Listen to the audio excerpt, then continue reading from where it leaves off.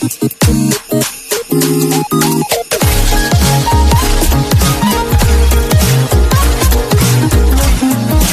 take a quick look at the ingredients.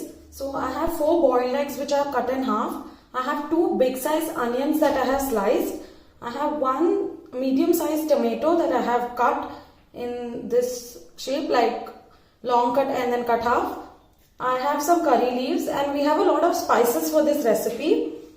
I have about 2 1 inches dalchini pieces. I have 2 elaichi. Then these are some mixed garam masala that I have, which has like basically coriander seeds, it has some pepper, it has some sauf. So all of this I have, and then I have 1 spoon of pepper powder. I have 1.5 spoon of coriander powder. I have half teaspoon of jeera powder. This is roasted jeera powder. We have some salt as per taste, chili powder about half a teaspoon, and haldi powder about half a teaspoon. And also, so this recipe can be made into this thing. You can either use oil or ghee. It's your preference. I would prefer using ghee for this recipe. It tastes really nice. You can also go ahead and use oil for the initial frying of eggs. So let's begin to cook. So first we'll begin by roasting all of these garam masala. We'll roast this for about a minute, and then we are going to grind this in the mixer. This is done. I'm going to make a powder of this in the mixer. Need to grind it like this. Start by heating some oil in a kadhai. So a lot of people might also be thinking that they have the ready-made garam masala, then why blend this? But you try this recipe by blending fresh garam masalas, you'll get really good taste. If you don't have the full garam masalas, then of course you can use your powder. I'm going to add in haldi to this oil itself. There. I'm going to add some chili powder, some salt. And we're going to fry our eggs in this a little bit so that they also have flavor. Oil is nice and hot. Be careful while frying the eggs, because this may break sometimes or split, and that's why you have to be a little careful while you're putting this.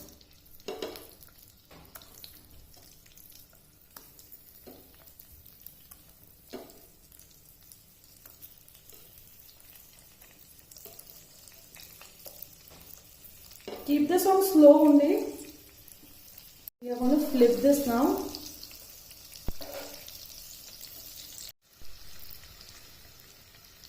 Allow this to fry from the other side also.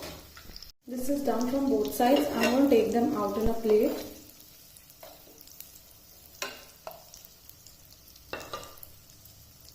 I'm going to add in some ghee here. Like I said, this is optional. You can also go ahead and add oil, but the flavor comes out really well with ghee. That's why I'm going to add ghee.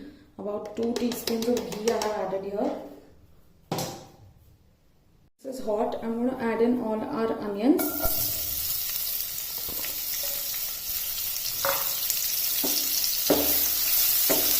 We're going to fry these.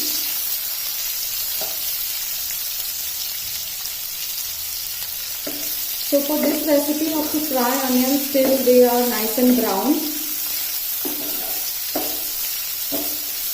So keep it on medium flame and continue to brown them. I'm going to add half a spoon of ginger garlic paste. This as well, so that in the meantime that also gets cooked. Now let these onions get brown. Keep mixing them in regular intervals. See, these have started to change color. Now we're going to add in all our spices. So the ground garam masala I'm adding first. Then goes the salt, haldi, chili powder and jeera powder. And then goes a lot of pepper powder and coriander powder. Mix this well.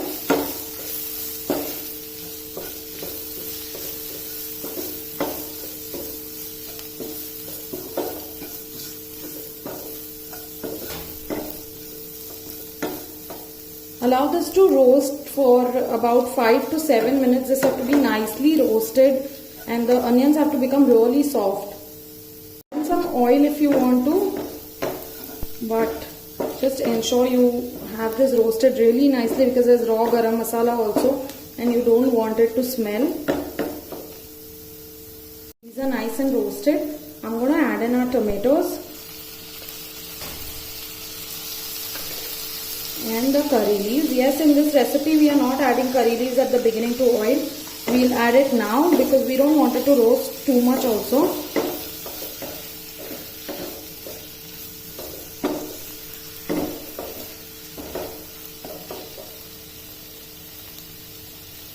We are going to cover and cook this till the tomatoes become nice and soft.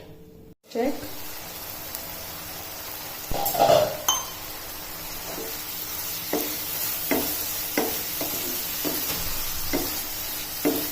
This looks nice and roasted. There are some tomatoes which you need to just press. They have become soft already. This took about 10 minutes for me. Depends on the gas flame that you've kept. If you're using non-stick, you can just do it on medium flame. And now we're going to open fry it for some time. While you're roasting them, if you feel that it's become really dry or it's sticking to the pan, you can add in about 3 to 4 teaspoons of water, not much, and then cook this. There's a nice smell of pepper in this. It's almost done. Don't be in a rush to make this because till the time the masalas are not roasted very well, because we've added a lot of masalas to this, the flavor or the taste will not really come out well. At this stage, you can also go ahead and add fresh grated coconut in this. That also will taste really nice. As you can see, this is pretty much done. We'll add in our eggs in this now. Let me just show it to you. This is how it is. It's become nice and mushy, all the tomatoes. Now we are just going to put in our eggs in the middle.